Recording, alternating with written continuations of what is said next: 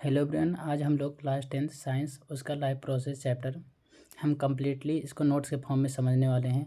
और इस चैप्टर से जितने भी क्वेश्चन जितने नंबर के बन सकते हैं हम उस प्रकार इस नोट्स को बनाए हैं। ये टोटल 61 पार्ट में डिवाइड किया गया है। तो अगर आप इस नोट्स को अच्छी तरह याद कर लेते हैं तो आपके एग्ज़ाम में अगर इसमें इस चैप्टर से कोई भी क्वेश्चन आएगा तो आप इजीली आंसर दे सकते हैं। तो चलिए पढ़ते हैं इस नोट्स को। सबसे पहला हमारा टॉपिक आता है व्हाट इज़ लाइफ प्रोसेस। तो लाइफ प्रोसेस क्या होता है? The basic function perform by living organisms to maintain their life are called life process. यानी कि वे बेसिक जो फंक्शंस हैं जो कि लिविंग ऑर्गेनिजम्स क्या करते हैं, परफॉर्म करते हैं अपने लाइफ को मेंटेन करने के लिए, उन्हें क्या कहते हैं, लाइफ प्रोसेस। ठीक है। तो जो बेसिक लाइफ प्रोसेस में क्या क्या आते हैं? Nutrition, respiration, transportation and excretion. ठीक। तो हम सबसे पहले जानते हैं व्हाट इज़ न्यूट्रिशन। न्यूट्रिशन क्या होता है? Nutrition is the process by which an organism take food and utilise it to get energy for growth, repair and maintenance is called nutrition. यानी कि न्यूट्रिशन आप एक ऐसा प्रोसेस है जिसमें क्या होता है, ऑर्गेनिज्म क्या करते हैं, खाना खाते हैं। ठीक है। और इसका यूटिलाइज करते हैं एनर्जी ऑब्टेन करने के लिए। ठीक। और या तो बॉडी मेंटेन करने के लिए, इन्हें ही क्या कहते हैं, न्यूट्रिशन। ठीक। रिस्पायरेशन क्या होता है? The process of respiration involve taking in oxygen into cell using it for releasing energy by burning food. यानी कि जब हम सांस लेते हैं तो हमारे अंदर क्या जाता है, ऑक्सीजन। इनका क्या होता है, यूटिलाइज होता है ब्रेक डाउन फूड को ब्रेक डाउन करने के लिए, जिससे क्या हो, हम एनर्जी ऑब्टेन कर पाएँ। इसी को क्या कहते हैं, रिस्पायरेशन। ठीक है। ट्रांसपोर्टेशन क्या होता है? Transportation can be defined as the movement of any substance from one place to another, like water. Nutrition required for all metabolic activities should be transported in the body of plants and animals. यानी कि transportation क्या है? किसी भी substance का movement होना एक जगह से दूसरी जगह, उसमें क्या कहते हैं, ट्रांसपोर्टेशन। जैसे कि बॉडी में क्या होता है, वाटर का मूवमेंट, न्यूट्रिएंट्स का ट्रांसपोर्टेशन। ठीक है। ऐसे ही बहुत सारी चीज़ों का मूवमेंट होता है या ट्रांसपोर्टेशन होता है। ठीक है, एक पार्ट से दूसरे पार्ट में। अच्छा, एक्सक्रीशन क्या है, ये इंपॉर्टेंट है, इसको याद कर लीजिएगा। ये डिफिनीसन आता है, the biological process of removal of harmful nitrogenous waste from the body is called excretion. यानी कि वही ये एक बायोलॉजिकल प्रोसेस है जिससे क्या होता है, जो हार्मफुल नाइट्रोजनस वेस्ट हैं अपने बॉडी में, उन्हें निकालने का काम, उस प्रोसेस को क्या कहते हैं, प्रक्रिया को एक्सक्रीशन। ठीक है। तो हमने इस पेज पर क्या पढ़ा, एक सबसे पहले हमने जाना लाइफ प्रोसेस क्या है। ठीक। और बेसिक लाइफ प्रोसेस में क्या क्या आते हैं, न्यूट्रिशन, रिस्पायरेशन, ट्रांसपोर्टेशन, एक्सक्रीशन। ठीक है। और न्यूट्रिशन क्या है? जो हम खाना लेते हैं और इसका यूटिलाइज करते हैं अपनी एनर्जी ऑब्टेन करने के लिए, इन्हें क्या कहते हैं, न्यूट्रिशन। ठीक। अच्छा, रिस्पायरेशन क्या है? जो हम सांस लेते हैं, इनका यूटिलाइज होता है फूड को ब्रेक डाउन करने के लिए, जिससे हमें एनर्जी ऑब्टेन हो, इसे क्या कहते हैं, रिस्पायरेशन। ट्रांसपोर्टेशन यानी कि एक चीज़ का मूवमेंट करना एक जगह से दूसरी जगह, उसे क्या कहते हैं, ट्रांसपोर्टेशन। ठीक है। और एक्सक्रीशन क्या है? ये बायोलॉजिकल प्रोसेस है जिसमें क्या होता है, हार्मफुल जो नाइट्रोजनस वेस्ट हैं अपने बॉडी में, उन्हें उनको मतलब बाहर निकालना बॉडी से, उसे क्या कहते हैं, एक्सक्रीशन। तो हम अगर रिवाइज कर लेंगे तो हमें जल्दी याद होता है। ठीक है। तो अब हम जान लेते हैं मोड्स ऑफ न्यूट्रिशन। ये हमारा 7 टॉपिक है। ठीक है। On the basis of modes of nutrition all the organisms are divided into 2 main group, autotrophic and heterotrophic. यानी कि किस प्रकार कौन सा ऑर्गेनिज्म न्यूट्रिशन लेता है, इस आधार पर हमने जो ऑर्गेनिजम्स हैं इन्हें 2 ग्रुप में बांटा गया है, एक ऑटोट्रॉपिक, एक हेटरोट्रॉपिक। आप पहले भी ऑटोट्रॉपिक हेटरोट्रॉपिक पढ़ चुके होंगे। ऑटोट्रॉपिक यानी कि जो स्वयं खाना पकाते हैं, हेटरोट्रॉपिक यानी जो दूसरों पर डिपेंड होते हैं। तो चलिए थोड़ा डेप्थ में पढ़ते हैं। Autotrophic nutrition is a process in which organisms produce their food from the simple inorganic material in the presence of sunlight. यानी कि आप फोटोसिंथेसिस जानते हैं, जिसमें क्या होता है, ऑर्गेनिज्म अपना खुद खाना पकाता है। ठीक है। प्लांट खुद खाना पकाता है सिंपल इनऑर्गेनिक मटेरियल का इस्तेमाल करके और सनलाइट के प्रेजेंस में। ठीक है। सनलाइट और क्लोरोफिल के। ठीक है। वो क्या होते हैं, ऑटोट्रॉपिक न्यूट्रिशन के एग्जांपल हैं। ठीक है। जैसे कि एग्जांपल के लिए ग्रीन प्लांट, ये क्या है, हमारा ऑटोट्रॉपिक न्यूट्रिशन में आता है। ब्लू ग्रीन अलगी, ये भी आता है। ठीक। अच्छा, हेटरोट्रॉपिक न्यूट्रिशन क्या होता है? Heterotrophic nutrition is the mode of nutrition in which an organism depend on other living organisms for food. यानी कि एक ऐसी प्रकार एक इस मतलब हेटरोट्रॉपिक न्यूट्रिशन एक ऐसी मोड ऑफ न्यूट्रिशन है जिसमें एक ऑर्गेनिज्म डिपेंड होता है अदर ऑर्गेनिज्म में अपने खाने के लिए। वो कौन सा ये कौन सा न्यूट्रिशन है? हेटरोट्रॉपिक। जैसे कि एनिमल, हम किस पर डिपेंड होते हैं? हम तो ऑटोट्रॉपिक डिपेंड होते हैं ना अपने फूड के लिए। अच्छा, फोटोसिंथेसिस क्या होता है? ये किसका एग्जांपल है? फोटोसिंथेसिस ऑटोट्रॉपिक, ठीक है। The process by which green plant make their on food from carbon dioxide water by using sunlight energy in the presence of chlorophyll is called photosynthesis. यानी कि फोटोसिंथेसिस क्या है? जो ग्रीन प्लांट अपना खाना पकाते हैं किसका इस्तेमाल करके? कार्बन डाइऑक्साइड और वाटर, ठीक है। सनलाइट एनर्जी का इस्तेमाल करके क्लोरोफिल के प्रेजेंस में उन्हें क्या कहते हैं? फोटोसिंथेसिस, ठीक है। अच्छा, इसका केमिकल इक्वेशन बहुत इंपॉर्टेंट है, इसको रट लीजिएगा, प्रैक्टिस कर लीजिएगा कई बार, ठीक है। क्या है? जैसे 6CO2 प्लस ये 12H2O और सनलाइट और क्लोरोफिल, ये जो लाइनिंग है, और क्या बनाया? ग्लूकोज, यानी कि C6H12O6, ठीक है, और ऑक्सीजन और वाटर, ठीक। यानी कि कैसे हुआ ये? कार्बन डाइऑक्साइड वाटर से मिला तो क्लोरोफिल बना और ऑक्सीजन और वाटर इवेपोरेट हो गया, ठीक है। अच्छा, इस प्रक्रिया में होता क्या है? देखिए, इसे रॉ मटेरियल क्या क्या चाहिए, ये एग्जाम में आता है, ठीक है। इसे क्या चाहिए? कार्बन डाइऑक्साइड चाहिए, वाटर चाहिए, मिनरल चाहिए, साल्ट चाहिए, मिनरल साल्ट चाहिए, ठीक है। अच्छा, एंड प्रोडक्ट क्या बनता है इसमें? ये आप याद कर लीजिएगा, बहुत इंपॉर्टेंट है, स्टार्च, ठीक। अब बाई प्रोडक्ट क्या बनता है? ऑक्सीजन, यानी कि O2, ठीक। तो हमने क्या इस पेज पर पढ़ा? Modes of nutrition. इसके मोड्स ऑफ यानी कि इस प्रकार न्यूट्रिशन लेता है कोई ऑर्गेनिज्म, तो इस आधार पर हमने दो भागों में बांटा, ऑटोट्रॉपिक, हेटरोट्रॉपिक। ऑटोट्रॉपिक जो स्वयं खाना पकाते हैं, हेटरोट्रॉपिक जो दूसरों पर डिपेंड होते हैं। फोटोसिंथेसिस क्या होता है? जो प्लांट अपना खाना पकाते हैं, ठीक है। इसी प्रक्रिया को क्या कहते हैं? फोटोसिंथेसिस। केमिकल इक्वेशन हमने जाना फोटोसिंथेसिस के, ठीक है। और रॉ मटेरियल क्या बना? कार्बन डाइऑक्साइड, वाटर और मिनरल साल्ट। एंड प्रोडक्ट क्या मिला? स्टार्च। और प्रोडक्ट और बाई प्रोडक्ट क्या है? ऑक्सीजन, ठीक। इस हमने समझ, ठीक है। अब नेक्स्ट पेज पर चलते हैं, तो ये हमारा पॉइंट नंबर 11 है। अब आता है stomata. What is stomata? Stomata are the tiny pores present on the surface of the lips. Stomata क्या है? जो टिनी टिनी पोर्स आप देखते होंगे वो लिप्स के सरफेस पर देखते होंगे, छोटे छोटे पोर जैसे रहते हैं, तो उन्हें क्या कहते हैं? स्टोमाटा, ठीक है।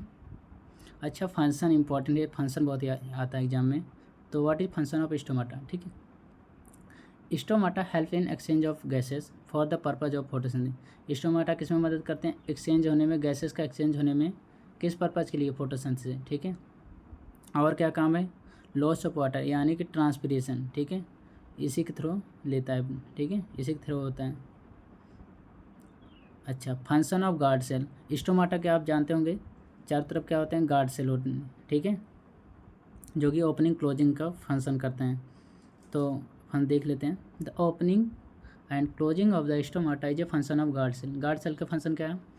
ओपनिंग एंड क्लोजिंग, स्टोमाटा का ओपन होना और बंद होना, ये किसका फंक्शन है? Guard cell.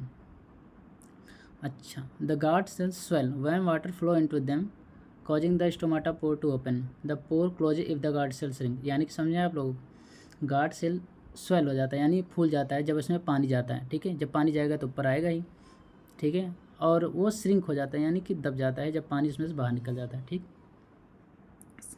अच्छा, टाइप ऑफ हेटरोट्रॉपिक न्यूट्रिशन। अब हमने देखा था हेटरोट्रॉपिक न्यूट्रिशन क्या होते हैं? जो दूसरों पर डिपेंड होते हैं, ठीक है। इनको भी 3 प्रकार में बांटा गया है, ठीक है।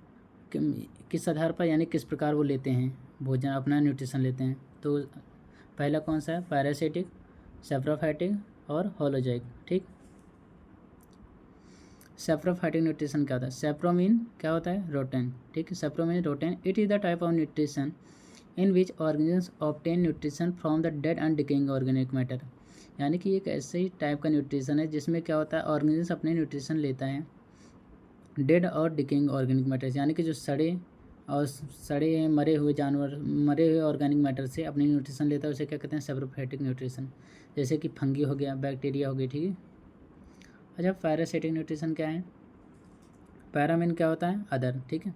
Parasitic nutrition refer to the mode of obtaining food synthesised by other, यानी कि एक ऐसी टाइप के न्यूट्रिशन है जिसमें ये अपने न्यूट्रिशन लेता है जो दूसरों से सिंथेसाइज होता है, खुद से दूसरों से बना होता है, उससे न्यूट्रिशन लेता है, ठीक है, बिना उनको किल किए, ठीक है।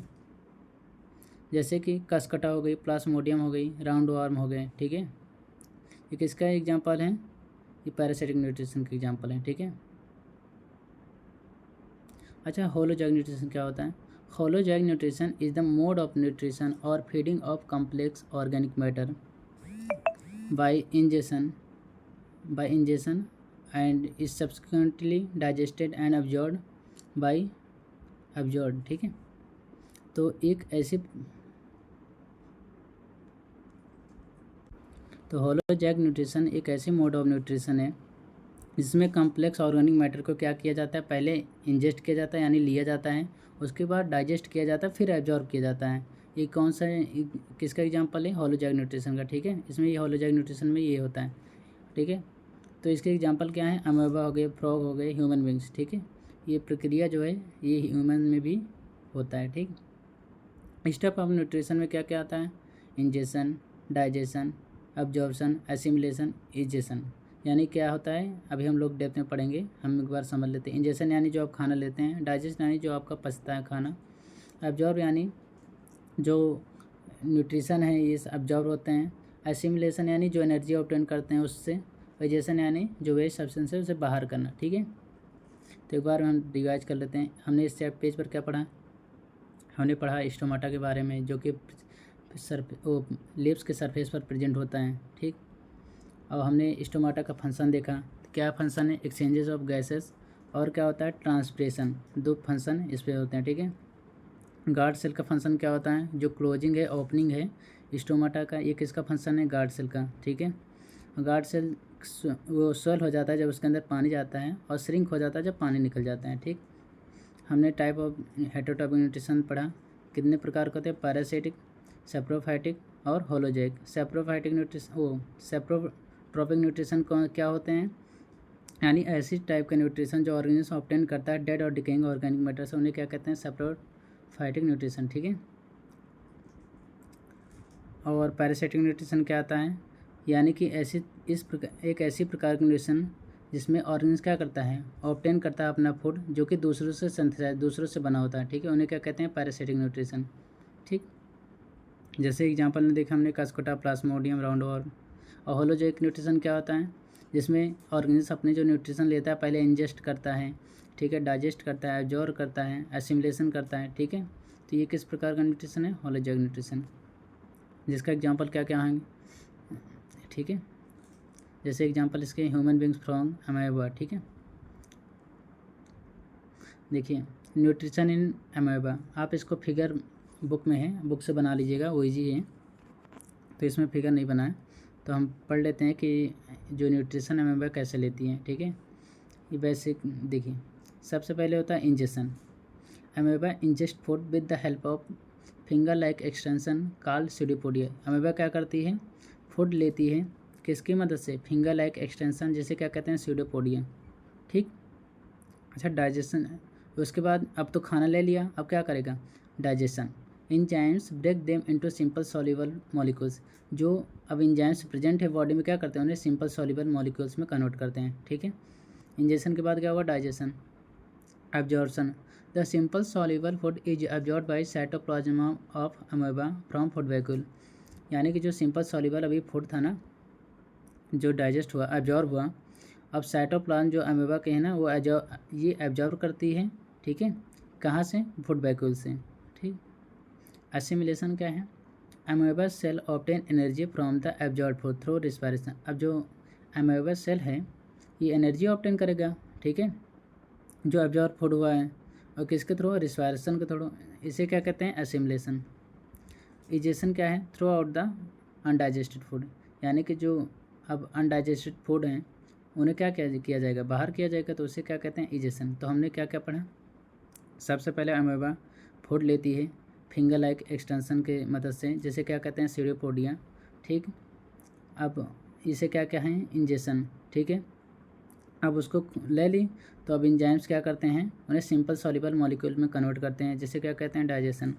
ठीक, अब जो सिंपल सॉल्युबल मॉलिक्यूल में कन्वर्ट हुआ उसे साइटोप्लाज्म क्या करता है, एब्जॉर्व करता है। ठीक है, फूड वैक्यूल से।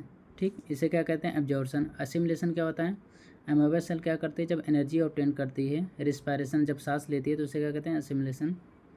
और जो अनडाइजेस्टेड फूड हैं वो बाहर निकालना बॉडी से, उसे क्या कहते हैं, इजेशन। यही जो स्टेप हैं यही ह्यूमन बॉडी में फॉलो किए जाते हैं और पैरामेशियम में भी फॉलो किए जाते हैं। ठीक है, तो न्यूट्रिशन इन पैरामेशियम कैसे लेती है, ये चैप्टर में पूरे नहीं बताया गया है।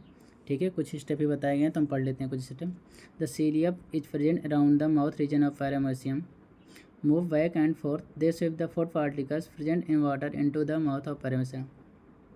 यानी क्या होता है ना, जो पैरामेशियम होती है उसके माउथ के चारों तरफ क्या होते हैं, प्रेजेंट होते हैं सीलिया, जो कि बैक और फोर्थ मूव करते रहते हैं। और जब फूड आता है उनके आसपास में, वो क्या करते हैं, पानी से वो माउथ में ले लेते हैं। ठीक है, ये फर्स्ट स्टेप होता है न्यूट्रिशन का पैरामेशियम में, जिसे क्या कहते हैं, इंजेक्शन। उसके बाद वही स्टेप फॉलो होता है same, digestion, absorption, assimilation, injection. ठीक, तो हमने जाना न्यूट्रिशन इन पैरामेशियम में कैसे होता है और अमेबा में। ठीक है, तो अब हम लोग पढ़ लेते हैं न्यूट्रिशन इन ह्यूमन बींग्स। अब आप लोग न्यूट्रिशन इन ह्यूमन बींग्स में मैं एक चार्ट वीडियो बनाया हूँ, उस चार्ट को आप बना लीजिएगा, आपको ईजी होगा याद करने में। ठीक है, ये थोड़ा कन्फ्यूजिंग सा रहता है। तो चलिए पढ़ते हैं। Salivary gland, what is salivary gland? Salivary gland secret saliva in the mouth cavity. ठीक है, सलाइवरी ग्लैंड क्या करता है, वो सलाइवा सेक्रेट करता है माउथ कैविटी में। अच्छा सुनिए, आपने खाना खाया और आपके माउथ में खाना गया। ठीक है, अब माउथ में अब वो कम्प्लेक्स सब्सटेंस है, उसे सिंपल में कन्वर्ट करना है। तो क्या होता है ना, जो हमारी टंग है एक ग्लैंड रिलीज करती है, जैसे सलाइवरी ग्लैंड। और सलाइवरी ग्लैंड क्या करती है, सलाइवा सेक्रेट करती है। ठीक है, और सलाइवा में एक एंजाइम्स होता है जिसे कहते हैं सलाइवरी अमाइलेज या टाइलिन। अब टाइलिन क्या करता है ना, जो कॉम्प्लेक्स सब्सटेंस है जैसे स्टार्च कहते हैं उसे माल्टोज में कन्वर्ट करता है या सिंपल शुगर में कन्वर्ट करता है। ठीक, तो हमें फंक्शन ऑफ सलाइवा समझ में आया। ह्यूमन सलाइवा क्या करता है, एक एंजाइम्स सीक्रेट करता है जिसे क्या कहते हैं, टाइलिन। और टाइलिन क्या करता है, स्टार्च को माल्टोज में कन्वर्ट करता है। ठीक है, या सिंपल शुगर में। ये फर्स्ट स्टेप है हमारी ह्यूमन न्यूट्रिशन में। अब इसके बाद हमने खाना ले लिया, ठीक, सिंपल में कन्वर्ट हो गया, सिंपल शुगर में। अब उसको स्टोमक में जाना है, तो अब ये किसकी मदद से जाएगा, एसोफेगस यानी फूड पाइप। अब जो एसोफेगस है ना, oesophagus carries food to stomach from mouth. The contraction and relaxation of the muscle during peristaltic movement helps in bringing down the food into the stomach. यानी एसोफेगस क्या करता है, food को stomach तक ले गया। ठीक है, माउथ से। अब क्या होता है ना, हमारे जो गला है यहाँ पर एक मूवमेंट होता है जिसे कहते हैं पेरिस्टाल्टिक मूवमेंट। ये लगातार कॉन्ट्रैक्ट करता है, रिलैक्स करता है। ठीक है, और इससे मतलब ये होता है ना कि जो फूड है हमारे माउथ से ये कहाँ तक पहुँच जाए, ये हमारे स्टोमक तक पहुँच जाए। इसलिए ये मूवमेंट को क्या कहते हैं, पेरिस्टाल्टिक मूवमेंट। और ये बहुत इंपॉर्टेंट है, एग्जाम में भी आता है, व्हाट इज़ पेरिस्टाल्टिक मूवमेंट। ठीक है, तो इस पेरिस्टाल्टिक मूवमेंट किस में मदद करता है, फूड को हमारे माउथ से स्टोमक तक पहुंचाने में। ठीक, स्टोमक क्या है, अब हम देखो, फूड हमने सबसे पहले माउथ में लिया, माउथ से कहाँ गया, एसोफेगस यानी फूड पाइप, फूड पाइप से स्टोमक में गया। अब स्टोमक में क्या काम होता है देखते हैं। In the wall of stomach gastric glands are present which secrete gastric juices. It helps in digestion of protein, carbohydrate and fat. Gastric juice contain 3 substance, hydrochloric acid, enzymes, pepsin and mucus. ठीक, क्या क्या पढ़े हम देख लेते हैं। देखिए, stomach में गया, अब क्या होता है ना, जो स्टोमक का वाल है इसमें गैस्ट्रिक ग्लैंड प्रेजेंट होते हैं। ठीक है, और वो गैस्ट्रिक ग्लैंड्स क्या करते हैं, गैस्ट्रिक जूस सिक्रेट करते हैं। और उस गैस्ट्रिक जूस में ना 3 वो किस में मदद करते हैं ये जान लेते हैं। एक किसके डाइजेशन में मदद करते हैं, कार्बोहाइड्रेट, प्रोटीन और फैट। ठीक, और गैस्ट्रिक जूस में 3 सब्सटेंस होते हैं, हाइड्रोक्लोरिक एसिड, एक एंजाइम पेप्सिन और म्यूकस। ठीक, अब इनका भी फंक्शन देख लेते हैं, इन तीनों का क्या क्या होता है। hydrochloric acid create an acidic medium. The enzyme pepsin. In acidic medium, the enzyme pepsin begin the digestion of protein present in food to peptones. Mucus help to protect the inner lining of the stomach from the action of hydrochloric acid. यानी कि जो hydrochloric acid जो creates क्या करता है, acidic medium बनाता है, ठीक है। और एसिडिक मीडियम में जो एंजाइम्स पेप्सिन होती है ना, जो अभी हमने पढ़ा, वो क्या करती है, प्रोटीन को डाइजेस्ट करती है, उसके किस में कन्वर्ट करती है, पेप्टॉन्स में कन्वर्ट करती है, ठीक है। पेप्टॉन्स को क्या बोलते हैं, स्मॉलर मॉलिक्यूल्स, ठीक है। अब म्यूकस क्या करती है, अब देखिए म्यूकस हाइड्रोक्लोरिक एसिड, क्योंकि ये क्या है, एक स्ट्रॉन्ग एसिड है HCl, तो ये इनर लाइनिंग जो स्टोमक है ना, उससे उसको प्रोटेक्ट करती है, किससे, हाइड्रोक्लोरिक एसिड से, ठीक। हमने क्या क्या पढ़ा, हमने इसमें न्यूट्रिशन इन ह्यूमन बींग्स में क्या क्या जाने कि हम सबसे पहले फूड लेते हैं, माउथ में आता है, माउथ में हमारे जो सलाइवरी ग्लैंड है क्या सिक्रेट करता है, सलाइवा में एक एंजाइम्स होते हैं जिसे क्या करते हैं, सलाइवरी अमाइलेज या टाइलिन क्या करता है, स्टार्च को माल्टोज में कन्वर्ट करता है, ठीक। अब उस माल्टोज को क्या करना है, अब भाई मुंह में तो है, मुंह से क्या जाएगा, पेट में भी जाएगा, यानी कि स्टोमक में, तो किसकी मदद से आता है, ओएसोफेगस यानी फूड पाइप, वहाँ पर एक मूवमेंट होता है जिसे कहते हैं पेरिस्टाल्टिक मूवमेंट, उसकी मदद से फूड कहाँ से, माउथ से हमारे स्टोमक में पहुँचता है।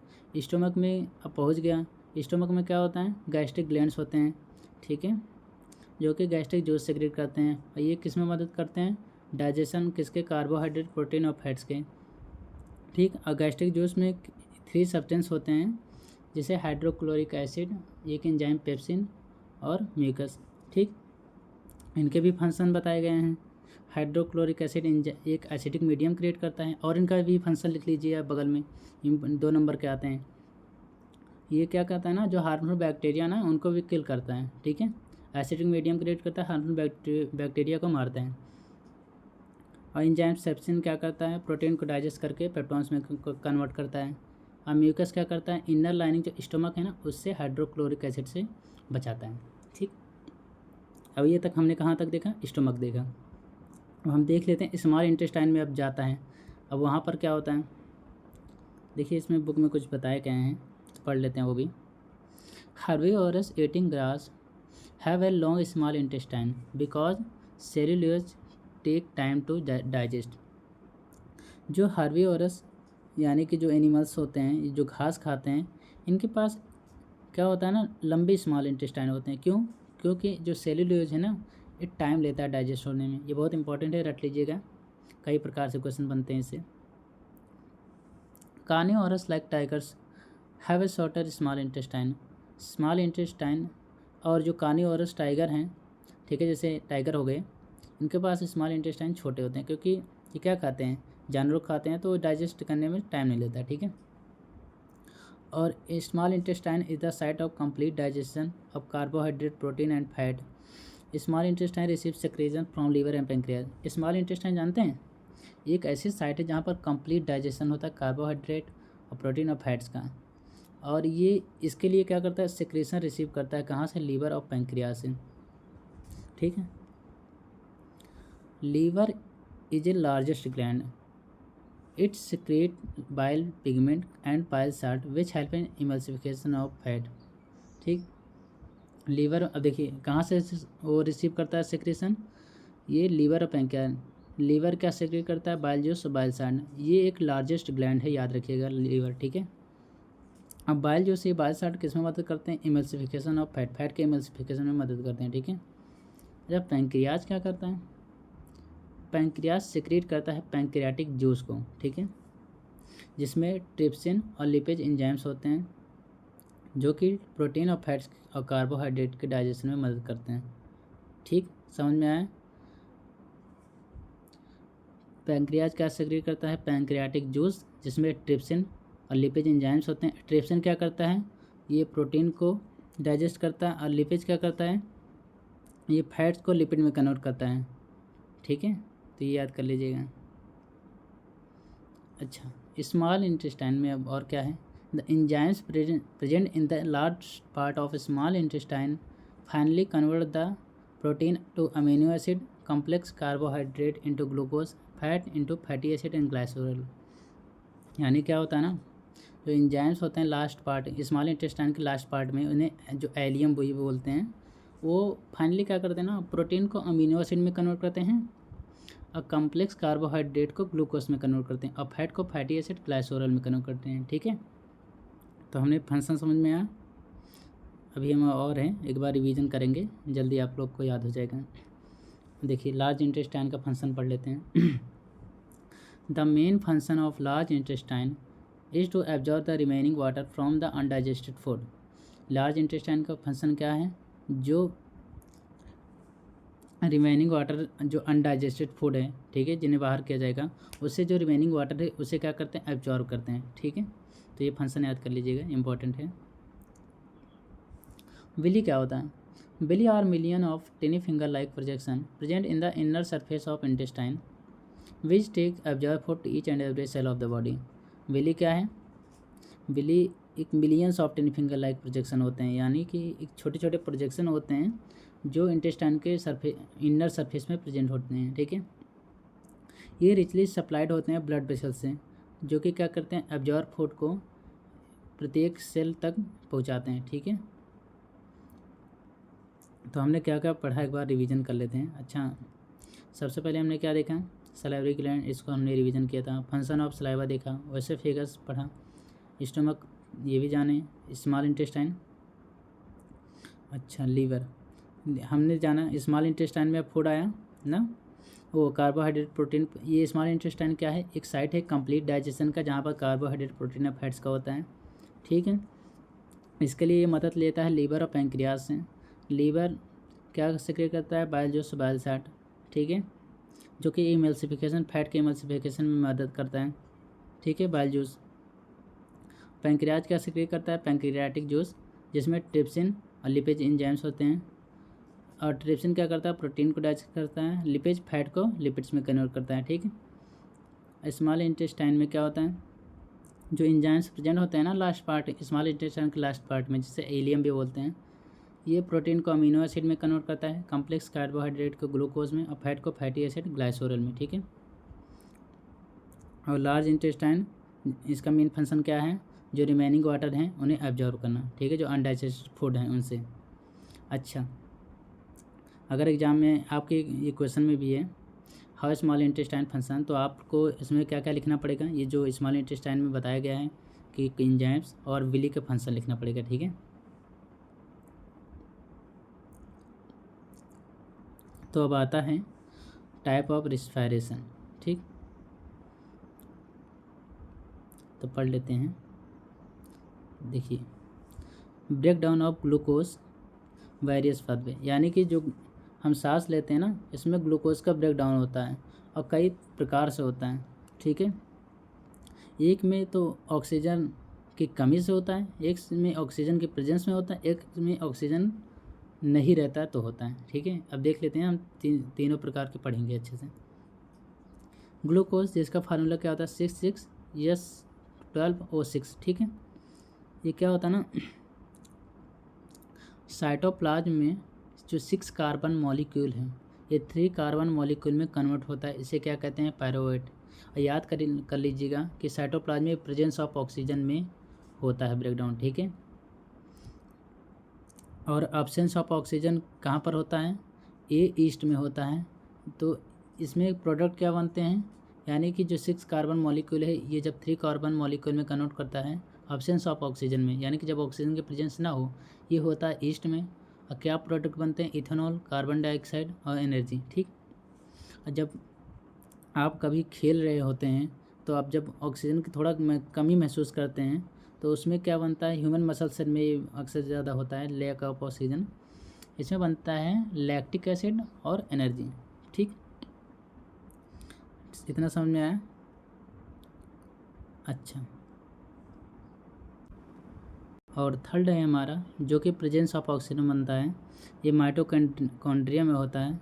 इसमें क्या बनता है, कार्बन डाइऑक्साइड, वाटर और एनर्जी। ठीक, समझे आप लोगों को। अब इसमें एग्जाम में आ जाता है differentiate between aerobic respiration and anaerobic respiration. ठीक है, तो अब एरोबिक रिस्पायरेशन में क्या होता है ना, oxygen is present when this type of respiration take place, यानी कि जब हम इस प्रकार के रिस्पायरेशन होता है ना एरोबिक रिस्पायरेशन, तो इसमें ऑक्सीजन प्रेजेंट होता है, ठीक है। और ऑक्सीजन प्रेजेंट नहीं होता है जब एनारोबिक रिस्पायरेशन होता है, ठीक है। तो दो डिफरेंस क्या हुआ है, इसमें ऑक्सीजन प्रेजेंस होता है एरोबिक में, एनारोबिक में ऑक्सीजन प्रेजेंस नहीं होता है। Gases are exchange in this form of respiration, यानी कि उसमें ऑक्सीजन प्रेजेंस है और गैसेस का एक्सचेंज हो रहा है, ठीक। और गैसेस एक्सचेंज नहीं होते एनारोबिक रिस्पायरेशन में, ठीक है। It can be found in the cytoplasm and mitochondria, it can be found in the cytoplasm and east, यानी कि ये जो एरोबिक रिस्पायरेशन है ये साइटोप्लाज्म में भी हो सकता है और माइटोकॉन्ड्रिया में भी हो सकता है, लेकिन जो एनारोबिक रिस्पायरेशन है केवल ये साइटोप्लाज्म में हो सकता है और ईस्ट में होता है, ठीक है। अच्छा, इसमें ग्लूकोज ब्रेक डाउन हुआ तो क्या बना, एरोबिक रिस्पायरेशन में कार्बन डाइऑक्साइड, वाटर और एनर्जी, ठीक है। और एनारोबिक रिस्पायरेशन में ग्लूकोज जब ब्रेक हुआ तो क्या बना, कार्बन डाइऑक्साइड, अल्कोहल और एनर्जी, ठीक है। और याद रखिएगा जो एरोबिक रिस्पायरेशन है, all higher organisms such as mammals have this type of respiration. Mammals क्या होते हैं, जो मिल्क गिविंग एनिमल्स होते हैं, ठीक है। जितने भी हायर ऑर्गेनिजम्स होते हैं वो कौन से रिस्पायरेशन ऑप्टेन करते हैं, एरोबिक। और जो कि लोअर ऑर्गेनिजम्स हैं जैसे कि बैक्टीरिया, ईस्ट हो गए, ये एनारोबिक रिस्पायरेशन ऑप्टेन करते हैं, ठीक है। तो पायरुवेट क्या था, glucose 6 carbon molecule break down into 3 carbon into pyruvate 3 carbon molecule in the cytoplasm in organism, यानी ग्लूकोज क्या था, वो पायरुवेट क्या था, जो 6 कार्बन मॉलिक्यूल है ग्लूकोज का, जब उसका ब्रेक डाउन होता है पायरुवेट में यानी 3 कार्बन मॉलिक्यूल में साइटोप्लाज्म में सभी ऑर्गेनिज्म में, उन्हें क्या कहते हैं, पायरुवेट, ठीक है। ये याद कर लीजिएगा। माइटोकॉन्ड्रिया क्या है, mitochondria is the site of breaking down of pyruvate using oxygen, यानी माइटोकॉन्ड्रिया एक ऐसी साइट है जहाँ पे पायरुवेट का ब्रेक होता है ऑक्सीजन के यूज करके, ठीक है। तो हम एक बार रिवाइज कर लेते हैं। तो हमने रिस्पायरेशन में क्या क्या पढ़ा, हमने ग्लूकोज का ब्रेक डाउन देखा, 3 प्रकार से होते हैं, एक तो अब्सेंस ऑफ ऑक्सीजन, एक तो लैक ऑफ ऑक्सीजन, एक प्रेजेंस ऑफ ऑक्सीजन, ठीक है। जब अब्सेंस ऑफ ऑक्सीजन होता है तो क्या बनते हैं, इथेनॉल, कार्बन डाइऑक्साइड और एनर्जी। और जब लैक ऑफ ऑक्सीजन होता है तो लैक्टिक एसिड और एनर्जी, ठीक। जब प्रेजेंस ऑफ ऑक्सीजन होता है तो क्या होता है, कार्बन डाइऑक्साइड, वाटर, एनर्जी बनते हैं, ठीक है। हमने इनके डिफ्रेंशिएट जाने, aerobic respiration, anaerobic respiration. Aerobic क्या था, जिसमें गैसेस का एक्सचेंज होता है, उसमें गैसेस का एक्सचेंज नहीं होता है, इसमें ऑक्सीजन का प्रेजेंस होता है एरोबिक में, इसमें ऑक्सीजन का प्रेजेंस नहीं होता है। ये साइटोप्लाज्म माइटोकॉन्ड्रिया में दोनों में होते हैं और ये केवल साइटोप्लाज्म ईस्ट में होते हैं, ठीक। इसमें क्या बनता है एरोबिक रिस्पायरेशन में, कार्बन डाइऑक्साइड, वाटर, एनर्जी। इसमें क्या बनते हैं, इथाइल अल्कोहल और carbon dioxide, energy. Aerobic respiration जितने भी जितने भी हायर ऑर्गेनिज्म हैं वो इनके ये मतलब ऑप्टेन करते हैं कौन, एरोबिक रिस्पायरेशन। और लोअर ऑर्गेनिज्म में क्या होता है, एनारोबिक रिस्पायरेशन, ठीक। पायरुवेट क्या था, जो 6 कार्बन मॉलिक्यूल हैं 3 कार्बन मॉलिक्यूल में कन्वर्ट होना, उन्हें क्या कहते हैं, पायरुवेट, जो कि साइटोप्लाज्म में होता है, ठीक है। अच्छा, माइटोकॉन्ड्रिया का था एक ऐसी साइट है जहाँ पर कंप्लीट जहाँ पे पायरुवेट का ब्रेक होता है ऑक्सीजन के प्रेजेंस में, ठीक है। अब पढ़ लेते हैं। Cramp in body, sometime when there is a lack of oxygen in our muscle cell, the pyruvate is converted into lactic acid, which is also 3 carbon molecule. This buildup of lactic acid in our muscle cell during sudden activity causes cramp. कभी कभी क्या होता है ना, जब oxygen की कमी होती है हमारे मसल सेल में, तब क्या होता है, पायरुवेट कन्वर्ट होते हैं लैक्टिक एसिड में, ठीक है, जो कि एक 3 कार्बन मॉलिक्यूल है, ठीक। इसकी वजह से क्या बनता है ना, लैक्टिक एसिड बन जाता है हमारी मसल सेल में, ठीक है, सडन एक्टिविटी के कारण। इसके कारण क्या होता है, क्रैम्प। तो एग्जाम में आता है, इसको रट लीजिएगा, क्रैम्प इन बॉडी में, ठीक है, कैसे होता है, कारण क्या है, क्या बनते हैं, ठीक है। अच्छा, एटीपी क्या है, जिसे हम एनर्जी करेंसी ऑफ सेल भी बोलते हैं, ठीक है, आप 9th में पढ़ भी चुके होंगे। The energy release during cellular respiration is immediately use to synthesise a molecule called ATP which is use to fill all other activities in the cell. जो सेलुलर रिस्पायरेशन के समय पर एनर्जी रिलीज हुआ, इसका इस्तेमाल किस लिए किया जाता है? मॉलिक्यूल के सिंथेसाइज में, ठीक है, ATP मॉलिक्यूल के सिंथेसाइज में, जिन्हें क्या कहते हैं? ATP, जो कि एक फ्यूल की तरह काम करता है सारे एक्टिविटीज़ को सेल में, ठीक है। अच्छा, अब हमारा टॉपिक आता है, अच्छा, ह्यूमन रेस्पिरेटरी सिस्टम। हम ह्यूमन रेस्पिरेटरी सिस्टम में पढ़ने जा रहे हैं।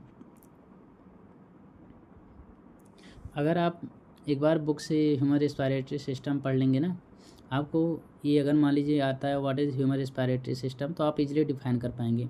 और वैसे भी आप इतना हुबहू लिखने की ज़रूरत नहीं है कि 10 पॉइंट आप पूरा ही लिखें, ठीक है। ये अच्छे से आपको समझने के लिए, एक एक वर्ड समझने के लिए इसमें दिया गया है। आपके बुक में सारे वर्ड्स को एक्सप्लेन नहीं किया गया है, ठीक है, आप बुक के हिसाब से लिख सकते हैं। तो एक बार हम समझ लेते हैं सारे वर्ड्स को, ठीक है। ह्यूमन रेस्पिरेटरी सिस्टम में सबसे पहले क्या आता है? एक्सटर्नल नॉस्ट्रिल, ठीक है। हम एक्सटर्नल नॉस्ट्रिल में क्या करते हैं? सबसे पहले एयर को लेते हैं, ठीक। उसके बाद आता है नसल चैम्बर, ठीक। इसमें हम क्या करते हैं? अच्छा, which is line with hair and mucus to filter the air and remove dust and dirt. यानी सबसे पहले हमने एयर लिया एक्सटर्नल नॉस्ट्रिल के थ्रू, ठीक। नसल चैम्बर जो कि एक लाइनिंग होता है उस पर हेयर और म्यूकस का, इसका काम क्या है? फिल्टर करना एयर को और रिमूव करना डस्ट और डर्ट को, ठीक है। अब नसल चैम्बर से कहाँ जाता है? फायरिंग्स में, ठीक। ये क्या है?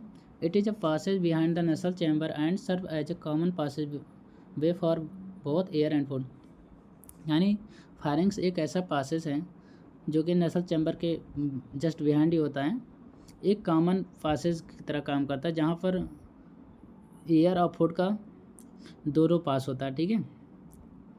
ये याद कर लीजिएगा, इम्पोर्टेंट है ये फायरिंग्स का फंक्शन, ठीक। Larynx also known as sound box as it helps in the generation of sound and thus help in communicating, ठीक है। लैरिंग्स को हम साउंड बॉक्स भी कहते हैं क्योंकि ये मदद करता है साउंड के जनरेशन में, ठीक है, इसीलिए हमारे कम्युनिकेशन में भी मदद करता है, ठीक है। फायरिंग्स के बाद क्या है? लैरिंग्स। एपिग्लोटिस क्या है? It is a flap like structure that cover the glottis and prevent the entry of food into the feed pipe. यानी कि फ्लैप लाइक स्ट्रक्चर होता है जो कि ग्लोटिस को कवर करता है, ठीक है, और जो फूड की एंट्री है ना फूड पाइप में ना जाए, जिससे इसको मदद करता है, रोकता है, ठीक है। ट्रैकिया क्या है? Trachea is a long tube passing through the mid thoracic cavity, ठीक है। एक लॉन्ग ट्यूब होता है जो कि थोरैसिक कैविटी से पास होता है, ट्रैकिया, ठीक है। ब्रोंची क्या होता है? The bronchi divide into left and right bronchi. अभी आप लोग ब्रोंची अच्छे से पढ़ेंगे। ये लेफ्ट और राइट ब्रोंची में डिवाइड होता है, ठीक है, जिसके थ्रू एयर पास होता है। अब देखिए ब्रोंची किस में? ब्रोंचियोलस में कन्वर्ट होता है। Each bronchi is further divide into fine channels known as bronchioles. तो ब्रोंची किस में डिवाइड हुआ? ब्रोंचियोलस में, यानी कि एक फाइन चैनल्स में, पतले पतले तार जैसे में डिवाइड हुआ, ठीक है, जिसे ब्रोंचियोलस कहते हैं। अब देखिए ब्रोंचियोलस क्या करता है? The bronchioles end up into balloon like structure known as alveoli. तो ये ब्रोंचियोलस किस में कन्वर्ट होता है? एक बैलून लाइक स्ट्रक्चर में, जिससे क्या कहते हैं? अल्वियोली, ठीक है। इसका फंक्शन बहुत इंपॉर्टेंट है। और स्ट्रक्चर, तो बैलून लाइक स्ट्रक्चर होता है, फंक्शन क्या होता है? गैसेस का एक्सचेंज होता है, अल्वियोलिस, ठीक है। हमारे पास पेयर ऑफ लंग्स होते हैं जो कि सैक लाइक स्ट्रक्चर होते हैं, ठीक है, और डबल लेयर मेम्ब्रेन से कवर होते हैं, जिसे क्या कहते हैं? प्लूरा, ठीक। इतना बुक में आपको इन्फॉर्मेशन नहीं दिया गया है, लेकिन आप समझ लीजिएगा, ये समझने मतलब आपको समझ में आ जाएगा अच्छे से। और साथ साथ अगर आपको डिफाइन करने के लिए आया तो आप बुक से याद कर लीजिएगा, आपको ईजी रहेगा, ठीक है, ये टॉपिक। तो हमने रिस्पायरेशन इन ह्यूमन बीइंग्स में क्या जाना? सबसे पहले हवा का एयर कहाँ आई? एक्सटर्नल नॉस्ट्रिल में, ठीक है। नसल चैम्बर जिस पे लाइनिंग रहता है हेयर और म्यूकस का, क्या करता है? फिल्टर करता है एयर को और रिमूव करता है डस्ट को। और जो फायरिंग्स हैं, ठीक है, एक कॉमन पासेज की तरह काम करता है जहाँ से एयर और फूड पास होता है। और लारिंग्स को हम साउंड बॉक्स भी कहते हैं क्योंकि साउंड के एक जनरेशन में मदद करता है। एपिग्लोटिस क्या है? एक फ्लैप लाइट स्ट्रक्चर है जो कि फूड की एंट्री को रोकता है, ठीक है, फूड पाइप से। ट्रैकिया क्या है, एक लॉन्ग ट्यूब है, ठीक है, मिड थोरैसिक कैविटी से पास होता है, ठीक। ब्रोंची क्या है, ये लेफ्ट और राइट ब्रोंची में डिवाइड होता है, और ये फाइनली किस में एंड होता है, फाइनली किस में डिवाइड होता है, फाइन चैनल्स में, जिसे क्या कहते हैं, ब्रोंचियोलस। और ब्रोंचियोलस फर्दर किस में एंड होता है, बैन्यूला के स्ट्रक्चर में, जिसे क्या कहते हैं, अल्वेओली, ठीक। और फिर फाइनली कहाँ एंड होता है, लंग्स में, जो कि हम पेयर ऑफ लंग, हमारे पास 2 पेयर ऑफ लंग्स हैं, ठीक है, जो कि सैक लाइक स्ट्रक्चर होते हैं, कवर होते हैं डबल लेयर मेम्ब्रेन, जिसे क्या कहते हैं, प्लूरा, ठीक है। हमने समझ लिया रिस्पायरेशन इन ह्यूमन बींग्स, ठीक है। अब हम रिस्पायरेशन इन प्लांट में देख लेते हैं, ठीक है। तो हम, ठीक है, वर्किंग ऑफ हार्ट इसको हम नेक्स्ट वीडियो में देखेंगे, तब तक ये रिस्पायरेशन का टॉपिक ख़त्म हो जाए। रिस्पायरेशन इन प्लांट में क्या होता है, at night when there is no photosynthesis occurring, carbon dioxide elimination is the major exchange activity is going on. रात में जब आप फोटोसिंथेसिस एक्टिविटी नहीं होता है ना, तो आप जानते हैं कार्बन डाइऑक्साइड एलिमिनेट होता है, यानी कार्बन डाइऑक्साइड पेड़ों से निकलता है। ये मेजर एक्सचेंज एक्टिविटी है जो कि रात को ही होता है पेड़ों में, ठीक है, प्लांट में। और दिन के समय क्या होता है, during the day carbon dioxide generated during respiration is used for photosynthesis, hence there is no carbon dioxide release, instead carbon oxygen release is the major event at this time. दिन के समय क्या होता है, जो कि कार्बन डाइऑक्साइड जनरेट हुआ ना रिस्पायरेशन के थ्रू, हम जो रिस्पायरेशन लिए, सांस लिए, तो कार्बन डाइऑक्साइड निकला, इसका काम क्या होता है, फोटोसिंथेसिस में मदद करता है। इसीलिए दिन में क्या होता है ना, कार्बन डाइऑक्साइड रिलीज नहीं होता है, ऑक्सीजन रिलीज होता है, ठीक है, दिन के टाइम पर। तो रिस्पायरेशन प्लांट में हम समझ लिए, ठीक है। आप इसको एक एक पॉइंट पूरा रट लीजिएगा, ये एग्जाम में ऐसे डायरेक्टली पूछे जाते हैं, ठीक है। Respiration in aquatic organism, since the amount of dissolved oxygen is fairly low as compared to the amount of oxygen in the air, the rate of breathing in aquatic organisms is much faster than that seen in terrestrial organisms। क्योंकि आप जानते हैं जो amount of oxygen जो कि air में है, ये जो डिसॉल्व है ये ज़्यादा है, ठीक है, ऑक्सीजन का डिसॉल्व, और वहीं अगर हम देखें तो वाटर में कम है। इसीलिए क्या होता है ना, आप देखते होंगे मछलियाँ लगातार ब्रीथिंग करते रहती हैं, इनके रेट ऑफ ब्रीथिंग ज़्यादा होती है as compare to terrestrial organism, ठीक है, क्योंकि वहाँ पर क्या होता है, ऑक्सीजन कम डिसॉल्व होता है, ठीक है, हम यहाँ एयर में ज़्यादा होता है, ठीक है। तो ये एक्वाटिक ऑर्गेनिज्म रिस्पायरेशन का प्रोसेस है, ठीक। Respiratory pigment in human being, अब रिस्पायरेटरी पिगमेंट क्या होता है ह्यूमन बींग्स में, in human beings the respiratory pigment is haemoglobin which has a very high efficient affinity for oxygen, this pigment is present in red blood cell. Human beings में क्या होता है ना, जो रिस्पायरेटरी पिगमेंट है, जिसे हम क्या कहते हैं, हेमोग्लोबिन, जो कि इसमें बहुत ज़्यादा मात्रा में ऑक्सीजन होती हैं, और ये जो पिगमेंट है ना, ये रेड ब्लड सेल में प्रेजेंस होता है, ठीक है, याद रख लीजिएगा, ये इम्पोर्टेंट है। तो बेसिक लाइफ प्रोसेस में हमने देखा था, ठीक, क्या क्या होते हैं, न्यूट्रिशन, रिस्पायरेशन, ट्रांसपोर्टेशन, एक्सक्रीशन, ठीक। और means of transportation human beings में क्या है, ब्लड, ब्लड ट्रांसपोर्ट करता है फूड, ऑक्सीजन और वेस्ट मटेरियल को हमारी बॉडी में, ठीक है। कंपोनेंट ऑफ ब्लड क्या है, आरबीसी, डब्ल्यूबीसी, प्लाज्मा, प्लेटलेट्स, ठीक है। इनका फंक्शन भी देख लेते हैं। आरबीसी यानी कि रेड ब्लड कॉर्पसल्स या red blood cell, oxygen is carried by red blood cell, जो कि कहाँ पर होते हैं, रेड ब्लड सेल में, एक हेमोग्लोबिन जो कि रेड पिगमेंट है रेड ब्लड सेल में प्रेजेंट होता है, ठीक है, ये ऑक्सीजन कैरी करता है। डब्ल्यूबीसी क्या है, डब्ल्यूबीसी इसके सोल्जर ऑफ ब्लड भी कहते हैं, ठीक है। ये सेल हेल्प करता है किसमें, इन्फेक्शन से बचाने में, ठीक है, ये अटैक करता है बैक्टीरिया, वायरस और जर्म्स पर, ठीक है। अच्छा, प्लाज्मा क्या है, plasma transport food, carbon dioxide and nitrogenous waste in dissolve form. तो प्लाज्मा का फंक्शन क्या है, ये कार्बन डाइऑक्साइड हो गया और नाइट्रोजनस वेस्ट हो गया, इसे डिसॉल्व फॉर्म में ट्रांसपोर्ट करता है, ठीक है।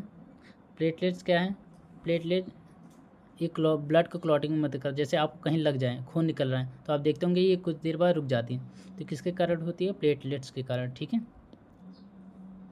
तो ये जो हमारा हार्ट है, इस टॉपिक को हम नेक्स्ट वीडियो में पढ़ते हैं, ठीक है। तो ये हमारा पार्ट फर्स्ट रहेगा इस चैप्टर में, चैप्टर से हम कंप्लीट चैप्टर के लिए नेक्स्ट वीडियो में मिलते हैं। तब तक के लिए कैसा लगा आप ज़रूर बताइए। तब तक के लिए थैंक यू।